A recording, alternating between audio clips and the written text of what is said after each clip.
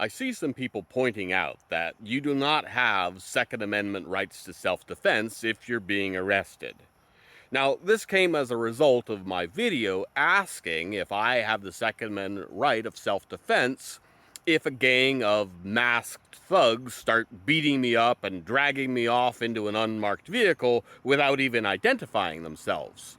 And some people have pointed out, well, you don't have the right to self-defense if you're being arrested.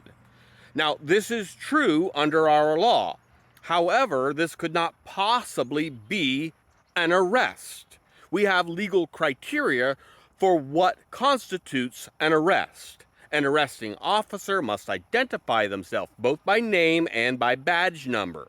Additionally, when you are arrested, you must be read your constitutional rights, and those rights must be provided to you, and you must be provided the rights to an attorney.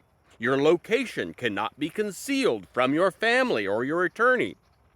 You have legal rights when arrested, and the people who are arresting you are bound to a criteria that they must operate under. These people who are being abducted are just vanishing. And this means this could not possibly be an arrest. An arrest has a process. This is an abduction. So I will again ask the same question. If I am being abducted by a gang of masked men being beaten into submission and thrown into the back of an unmarked vehicle, do I have the constitutional Second Amendment right to defend myself even to the use of lethal force?